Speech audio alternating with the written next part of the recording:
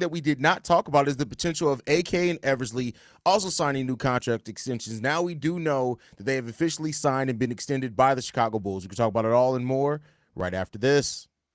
You are now tuned in to Chicago Bulls Central, hosted by Haize, your number one spot for all things Chicago Bulls.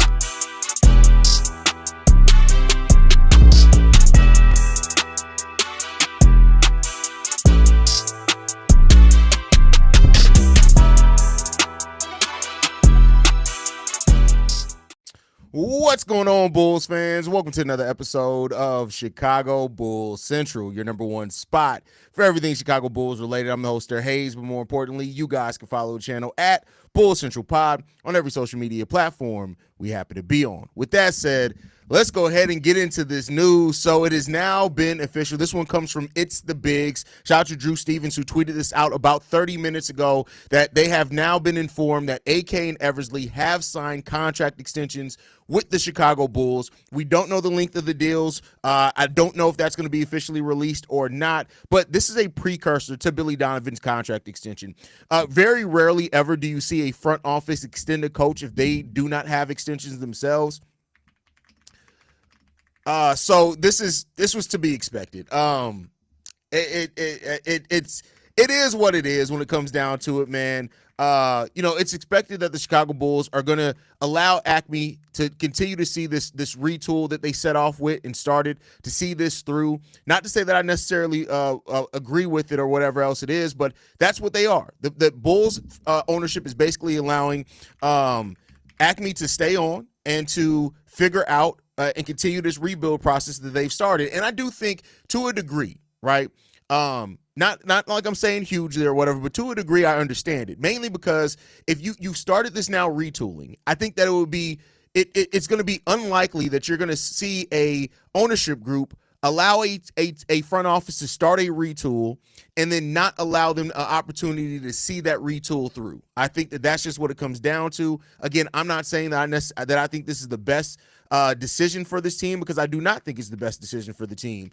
But I do think that this is where we are right now. And Acme is going to get an opportunity with retooling this roster to take a look and to now continue that rebuild and to continue seeing this thing out. Whatever their vision of the team is, they're going to get an opportunity to have that full version of the team. And, we're going to ultimately see if that ends up being successful for them. I have my doubts about it, right? But they're going to get an opportunity to see if that's going to be a successful retooling for them. And that's just where they are as a team right now. They're going to allow Acme to stay on and to look at this retool and to figure this out. But Billy Donovan's contract extension, now that this has been announced, do not be surprised if Billy Donovan's contract extension is announced within the next couple of days, maybe by the draft. With the draft being basically a week away, probably before the draft, you're going to have the coaching staff. You've had now the front office. They're going to be extended, and we're going to see what that looks like going forward, man. But, yeah, this is not a joke. This is not a joke. This is real. This is real. Acme has been extended.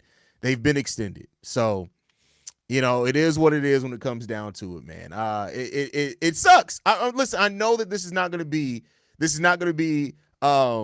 a popular thing by Bulls fans, but hey, it is what it is when it comes down to that. So take that for what you will. But yeah, man, that's crazy. That's absolutely batshit ass crazy, man. I'm looking at it right now, as well, just to make sure. This is crazy. Yeah. So there you go. Acme has been extended by the Chicago Bulls. They're going to be staying on as the front office. They're going to get a chance to continue to see this rebuild through that they started. And, yeah, I don't know how successful that's going to be or anything like that, but I guess we're going to end up seeing. And like I said, ultimately it comes down to this, right? It's highly unlikely that you're going to run into a team that is going to allow a franchise that is going to allow a front office to start a retooling and rebuild and not allow them to see that thing through. It's very rare. Now, regardless if you agree or disagree or anything like that, that's a different thing. But usually if you allow the front office an opportunity to really retool the roster, which, keep in mind, they've cleared bad salary. They've got their first round picks back. They have complete financial flexibility over the next couple of years, that And I don't think, because keep in mind they only signed these extensions 3 years ago. So if they kept with the same thing, it's basically 3 years. So that means that AK and Eversley have 3 more seasons after next season to prove, all right, you don't have the bad contracts, you got all your draft picks, you have a player in Matas Buzelis who's young, who may be the future of this team. Now let's go out there and see what you're really going to do. I mean, that's really the only thing that I could look at and say that this could mean for this team.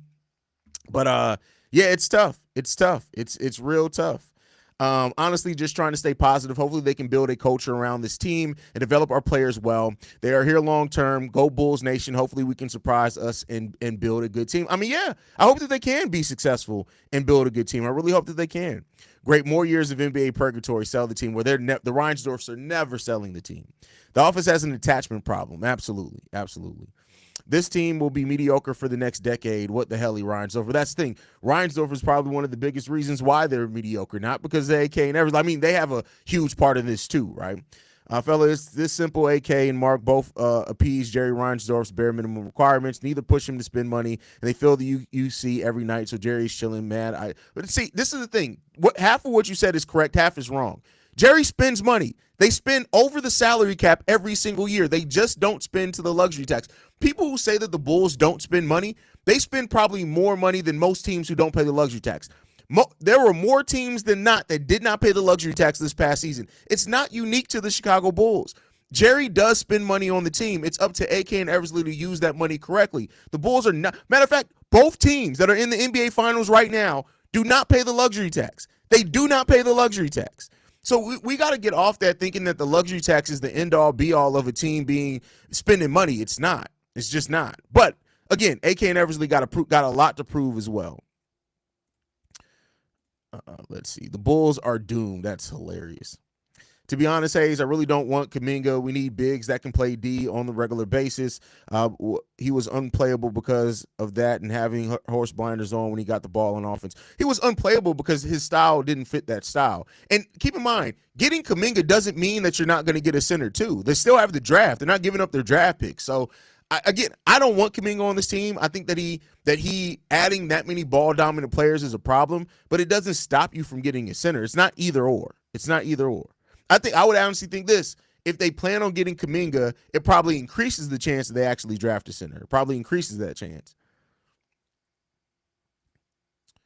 This isn't a surprise, to be honest. Once you're Jerry's guys, you're Jerry's guys. Also, would it be wrong for me to say it falls on our fan base because we let Jerry live with our money, basically? Well, the Bulls are going to make money regardless. That's what I said after the last live stream. The Bulls have made money during the Jim Boylan era, during the Tim Floyd era, during the Vedi Del Negro era. Like, they always make money. We're always going to be a profitable franchise. That's just the benefit of the Bulls dynasty, the 90s. We're going to be living off that for the history of this franchise. But I do think it's this when it comes down to it. It's like, I agree with you. But I said when AK and Eversley were hired, there's nobody who's been at the position of the Bulls president who's not held that position for at least a decade. At least a decade. So you're looking at that like that was going to be the minimum. That was always going to be the minimum. Always going to be it. Bulls a big market team and have to act like, well, now that I agree with. I definitely agree with you there. I would have no issue with AK getting an extension if he was showing progress. The issue is his track record has shown that he hasn't been able to provide us any faith that he would do the right thing. Listen, I don't argue with you on that one. I do think this new direction that they're going on, and I think if you got rid of DeMar, you got rid of Zach, you got rid of Cruz, so you lost Andre Drummond. All that happened from the end of last season to the end of this season, and you finish with the same record. So hopefully, if you now next season is going to be like, okay, can you finally take a step up progress wise? And we'll see if that's the thing. Hopefully, AK and Mark have a better plan for the future. They need an A1 super. Yeah, but that's not. You can't really plan on getting an A1 superstar. Like, you have to draft well and hope that somebody's going to develop into that. They better not trade Kobe White. I swear to God, that's my dog, but I still be a fan. Obviously, listen, you gotta listen. Sometimes eggs got to get cracked. I want Kobe to stay here as well, but I just realized that it's a possibility. If you kiss Jerry's ass, you can be extended to. That's hilarious. Really, though, it's a talent thing. That's a fact. Man, I haven't heard or seen Petty Roosevelt in a hot minute. You must not go to Bear Central. I've been going off on people on Bear Central. but that falls on Acme. Yeah, listen, a lot falls on Acme. Acme, and I've said this multiple times before, Jerry's not involved in the day-to-day. If the Bulls are ever going to be great, it's going to be because they have a president or a GM that cares more about winning than anything, that's smart, that makes the right moves, those type of things. And, Acme has not shown their ability to be that yet. If this is the case, Acme needs a Ryan Poles type offseason, nothing big, but retooling the roster to somewhat make the team better. We got 3 young studs, and you can't F this up. You got a really good draft position. Are they showing signs of learning? What are they doing that has inspired confidence? Here's the thing. Getting Modus and Josh Giddey in the same offseason, that's a little bit of confidence. Now, I'm not saying a huge amount. I think both those players have a lot that they need to show in the next season. I do think also the Bulls changing their play style, going to a more modern play style when we were stuck in like the early 2000s before now. We had the personnel to do that. But they got a lot that they need to show. Those are bunts. We need at least a double. Can we get a double this year? Can we do that? Let's see. The issue with Acme isn't really the moves they've made. It's the fact that they have made moves too late. Hopefully they have learned. That's still the moves that they've made. Like, let's be clear. It's still the moves that they've made. But, it's not all been bad. They've signed players to fairly good contracts. P. Will's, of course, one of the worst contracts that they signed, but Drummond was a good contract. Jalen Smith was a good contract. DeMar was a reasonably good contract. Lonzo was a good contract. He just couldn't stay healthy, so it made it a bad contract, of course. Kobe and Io's extensions were really good and favorable. We'll see what those next contracts look like. But they got a lot to prove as far as a team building perspective. They got a lot that they got to prove there. Shay says, I understand you got to make moves that you sometimes don't want to, but at the same time, they're doing what they're doing, trying to move up in this draft when as much more talented draft is on the way is done. No, but listen, this is the talented draft too. Like this is the thing. It's always the next draft looks better. It's always that case. This is a very talented draft. I tell you what, if the Bulls can get Ace Bailey in this draft, that's not something to look at and say, oh, well, why aren't you going to do that next year? That's a move to pick a direction. That's being aggressive about going out there and getting a young talented player. Now, he's a head case, apparently, according to why he's potentially dropping down the draft boards, and that's why I don't think it's going to happen. I don't think that they're going to go after guys with that type of character concern, but we shall see. Slew Haize, every day your content still feels fresh even though you drop consistently. 1,473 straight days of content. And you know what it is? Honestly, this isn't even a toot my own horn. It's because I have fun with it. Like, this isn't a job for me. This is me having fun. Like, I love doing this. This is me coming to a place of having some peace. So I think that's a part that plays into all of that. So, it is what it is there. Modus was no brain and they got lucky. I wouldn't give them credit for that. No, because listen, I'll tell you this. He fell, and they very well could have used the thing of, well, we had a different player on our board. Now, it still shows a little bit. Now, I'm not saying that they deserve, like they made some crafty move to get him, but to go ahead and take that and not go with probably the player that was probably number one on your board, because I don't believe they had Modus number one on the board, because I don't think they believed he was going to be there. It still shows a little bit. And for him to work out, because keep in mind, players that fall typically don't work out. Like, there's usually a reason players fall. And, Modus still has a lot that he needs to work on in this game, but, we'll see how it continues to. By the way, did y'all see Matas Buzelis, the picture that he posted to his Instagram? That dude is jacked. Shout out to Modus for putting on some weight. Oh, crap. Hopefully they come good. They shouldn't be pulling the trigger on trades this offseason. No, I wouldn't say that either. I think you need to pull the trigger if it fits your direction that you want to go to and you're getting value, you pull the trigger on trades. You don't wait for that. That's part of what got them in this issue with where they are now. You pull the trigger on trades if you believe it helps the direction that you want to get onto. And if it doesn't work, you get fired, right? Like, that's the hope on it. Is this extension a reward from ownership for the Zach LaVine trade? What else has he done other than another play-in loss? No, it's just keeping things the same. They started a retool and a slight rebuild. And usually you want to get a front office an opportunity to see that through. I wish people stop discrediting the Modus pick, because if we didn't pick him, 2 would be killing them in the comments. That's facts. That's absolute facts. Okay, Ace Bailey, he looks like he may be a franchise changer, not the end of the world if it doesn't happen. Right. Like, if it doesn't happen, cool. But Ace Bailey, catch and shoot, defensive-wise, like, there's a lot of potential there. And he fits. He fits with Kobe. He fits with Josh Giddey because of the ability to catch and shoot. He fits being the 3 next to Matas Buzelis at the 4. It fits. But, again, I don't think it's going to happen, mainly because of the other things that I laid out there. Modus put on some size, getting yoked. Remember Giannis before creatine and weights. Maybe Modus got the dog in him. He definitely put on some weight. Definitely put on some weight. Let's see if I can find the picture. I'll share it real quick. I think my boys over at C-Red UK posted it. Let's see if I can bring it up real quick.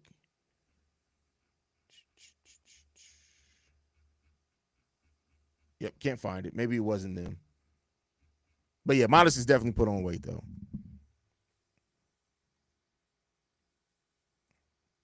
Those saying Modus was luck too. This team, hey, just imagine if they would have gotten Saloon, we beat F over it for life. Yeah. AK winning percentage is better than the last 4 or 5 years of guard packs. That is true. That is, I mean, if you're just talking factually, that's 100% true. 100% true. You're not wrong there. Not wrong.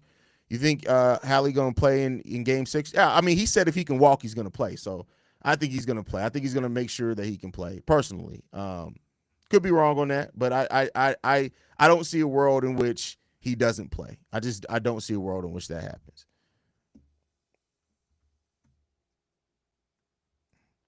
Do you believe your opinion that do I believe my opinion that it would be easier to get a trade acquiring a lower first round pick versus a high pick because of the asking price? I mean, it could be. I think that there's a lot of teams that have multiple picks in this draft that you could get a pick lower in this draft for sure. I definitely think that's probably an easier possibility.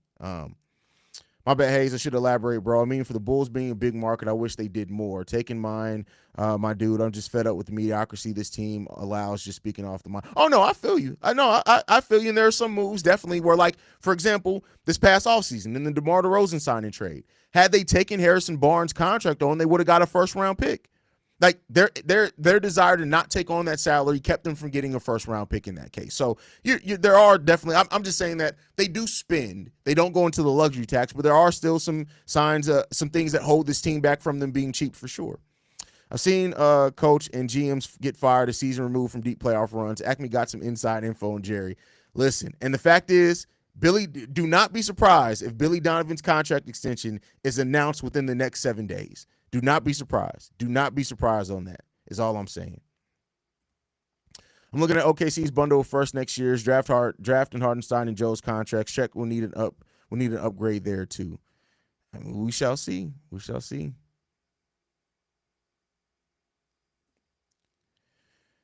Who else could have been GM at this point anyway? Billy is familiar with Acme, so it was a domino fall in reality. Shouldn't be surprised.